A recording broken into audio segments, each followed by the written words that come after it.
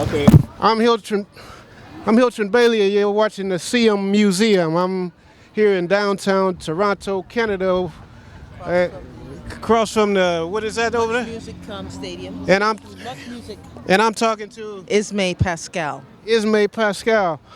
Uh, there's a lot of people here of African descent, roughly 500,000, maybe not quite a million yet. But how is it? What is your feeling and perspective of being of African descent living in Toronto, Canada?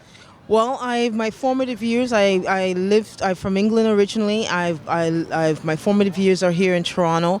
It is a very multicultural community in a visual sense, but there is a bit of desperation among people of color. Can you explain some of that desperation? Well, right now, in our school systems and in our jails, we have quite a few males, people of color, who are suffering because of poverty and being impoverished through intellectually, mentally, through the bureaucratic things that are happening here in Toronto. So you think a lot, through the government system, racism and things like that, a lot of. I would definitely say that over the years, it's been a little bit more held back right now, but the police interaction with our youth has been a very, very strong thing in Toronto, where a friend of mine's, her son, 18 years old, was at a dance competition, was shot in the head, and he was only 18 years old, her only son. So when you see that, you've seen it all. By the police? Well, he's been shot by one of his peers. He was in high school, and there was over 500 youth at that dance, and not one person came forward to say that who killed that child. And his mother had only one child, and he was 18 years old. Overall, are you happy living here in Toronto? I'm happy for the moment, but it's not a place where young people of color, unless you're Asian or Chinese, and you have brought money from your home country and set up business, that's the way to go. People of color who are coming from the Caribbean are not as fortunate. They come here under different circumstances. They come here as nurses. They come here as servants. They come here to work hotels, and it's a different environment. They've been here over 50 odd years, people of color, but as I said, it's a different time. It's a different time right now. Yeah. Different time. Would you say about 80% or 90% of the people of African descent here are of African descent, African Caribbean? Definitely. The Nova Scotians who worked on the rail. We have Jamaicans from Grenada, from Trinidad and Tobago, and from Guyana. That makes up around that percentage of this community right here in Toronto. Yeah. What is your Caribbean link? My Caribbean link is from Grenada, a Spice Island, 166 square miles. You can travel it in one day. It's a Spice Island known to many North Americans who go there on cruises, go there just to see a Spice Island. Very small setting, very, very nice. Beautiful beaches. Do you believe that if a person works hard, of African descent, works hard, gets an education, that there's equal opportunity here for them, or is it still a little bit harder for people of African descent than everybody else? Definitely so. We have pure example of the young youth coming up in the school system. We now have to build a school for our youth so they can be not disenfranchised like the rest of society. Right now, the government is deciding on building a school for people of color, youth, because 80% of them are in the jail system, and the system is not working. That's why they want to build a school to cater to people of color. That says within itself that we have very, very strong issues in the city of Toronto when half of our black males are in the jail system. See, now you're telling me the real side of Toronto, some real things that are happening here because I've been here at the film festival and most of the people I've run into of African descent are happy here in Toronto, but there's always two sides to a story to set the record straight. And you seem to be setting the record straight a little more than the people that I've run into.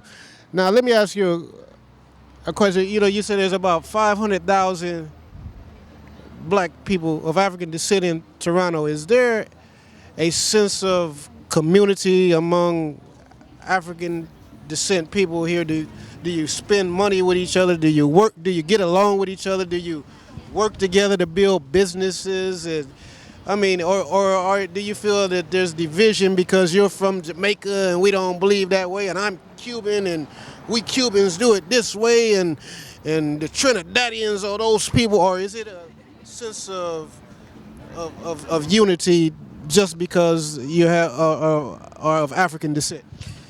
I would have to say because of economics in itself. Think about how we came here. No, there is a lot of disenfranchised. We are divided by our culture, our units, coming from different cultures. We all come from the same part of the world, but we are disenfranchised and we are divided by, I would say, it's done categorically through the bureaucratic system. They do it. It's done purposely, because people of color who come here, they come under one idea, to come to Canada to better themselves, and they all have some common thread through food, through language, and through their whole makeup. And yet they are disenfranchised. So I would have to say yes, we are divided in many levels, and we don't support each other's businesses. Just recently, because of maybe there might be a lot of economic subsidies that the government give each group.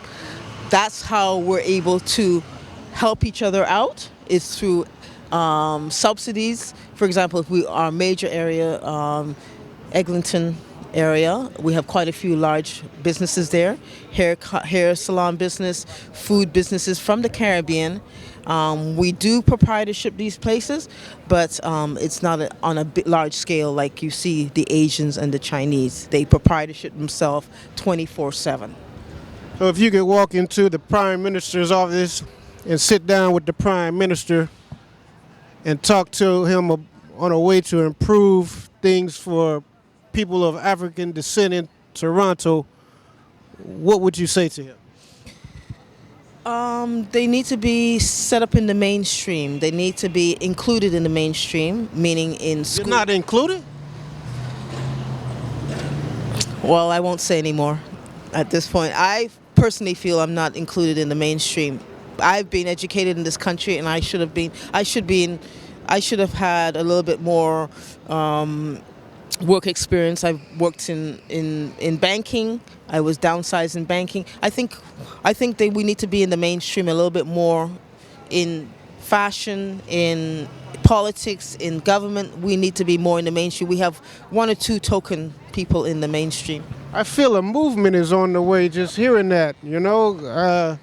There's some kind of movement on the way, because anytime you had an oppressed society, a messenger usually rises up. You know, black people were oppressed in America, and a messenger or messiah rised up in the form of Martin Luther King Jr., Malcolm X, and in different fields. You know, whether you can have a messenger rise up through music, like the way Bob Marley rose up in Jamaica with messages in his music. Get up, stand up for your rights. Right. Don't give up the fight. Right. I mean, I can see that some type of movement needs to be done to get people included. Very well said. The Governor General is of Haitian background. She is representing the Queen of this country. And to be honest, Speaker of the House, he was from, I believe, Barbados. He's no longer Speaker of the House in the House, but I do believe we do need some movement, maybe on not a large scale, but maybe even when it comes to newspapers or through the media. That's where we need the movement. The movement has to be basically on a economic scale. I live in America, and in some places you see interracial dating black men with white women. The black women in America get very angry when they see a black man with a white woman because there's already a shortage of black men because of black men being incarcerated at a higher rate, black men murdering each other in America on the street at a higher rate.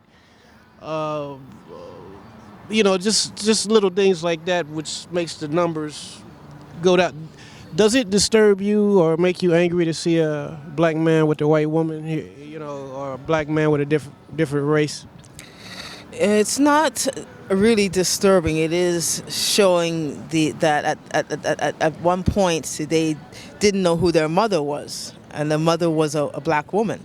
And you don't have to digress too far from knowing who your heritage is. If you came of a black woman, you would have known that the next person in line to be your spouse was a black woman because you came from a black woman. So I'm not scared or understanding that men, if they choose to go with other women, that's fine. But they need to come back home to understand that the black woman is who they're going to come back home to in the end anyway. So you're saying the black woman is his natural mate anyway. Correct. Just look. You don't have to go too far to see where they came from, right? Right. Yeah, because here in Toronto, I've seen a lot of interracial dating, black men with Indian women, black men with white women, black men with Asian women. I've also seen black women with white men. Would you hesitate to? You sound strong on the black man and woman being together, but if you found a nice man who wasn't of your race, would you date him? It looks as if it's all economics today. This generation, Generation X, they just believe in economics, and economics is being with somebody who's going to support you economically. You can work as a unit, and it doesn't take color has no boundaries when it comes to that. When it comes to love, I think color has no boundaries, definitely. A lot of black Americans are ignorant when it comes to how blacks are living in other countries, but black people in other parts of the world, from Jamaica to Canada, are very well aware of American culture. You've highlighted on some things about Canada that you share a lot of the same things.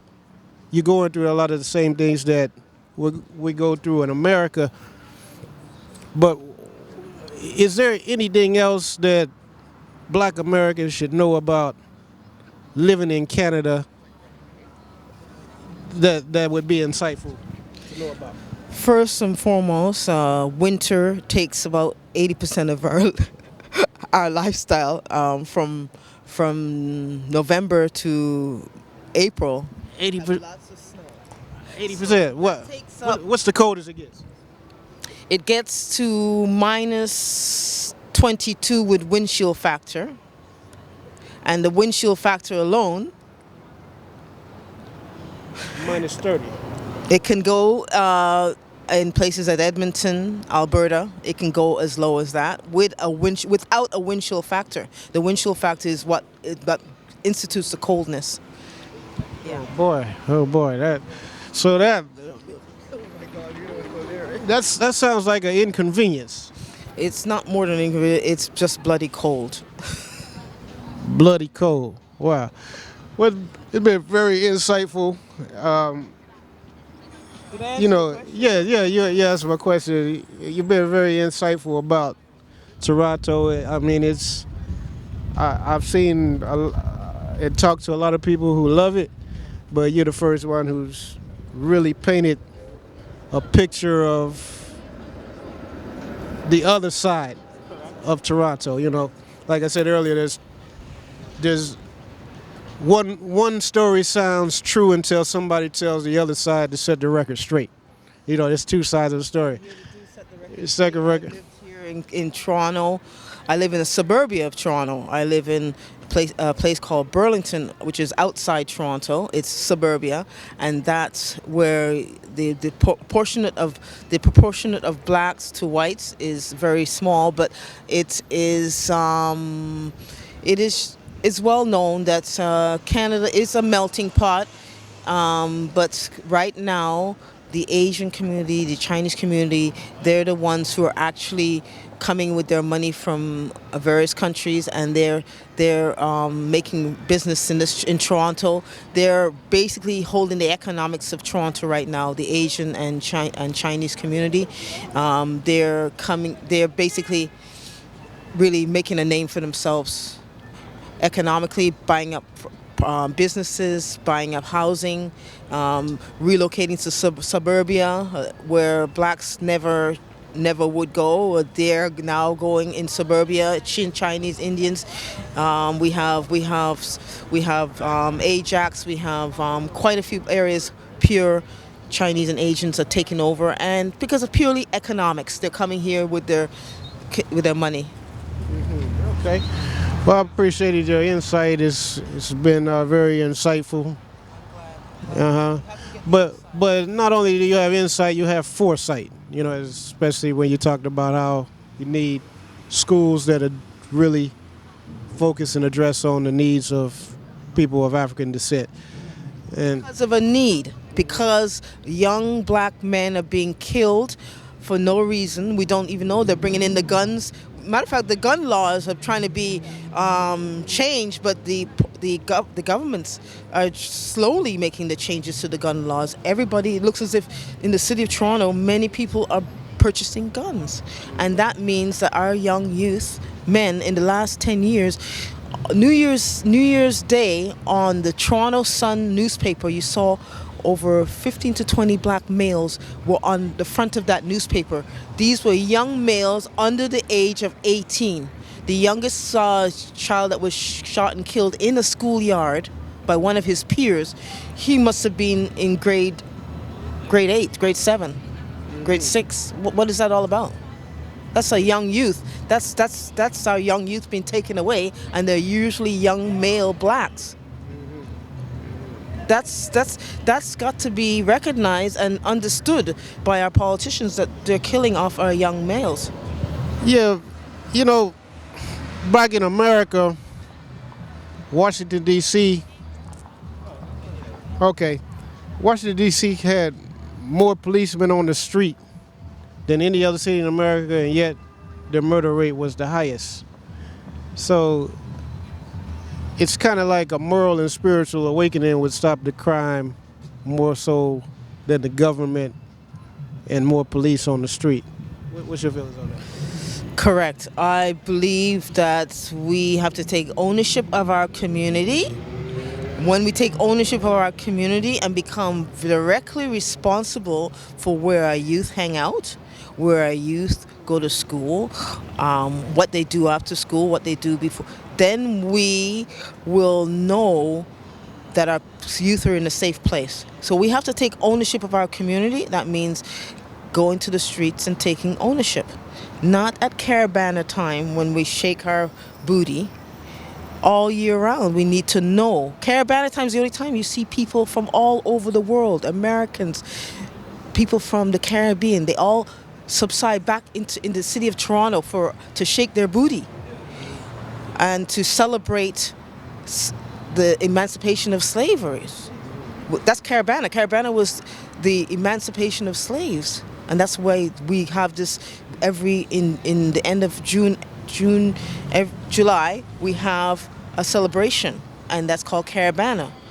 And that's the only time we see people from all over the world come and inhabit Toronto to celebrate and have a party. When 364 years of the year, our youth are still disenfranchised. Communities are disenfranchised, and we need to know that we need to take back our city. God, I didn't get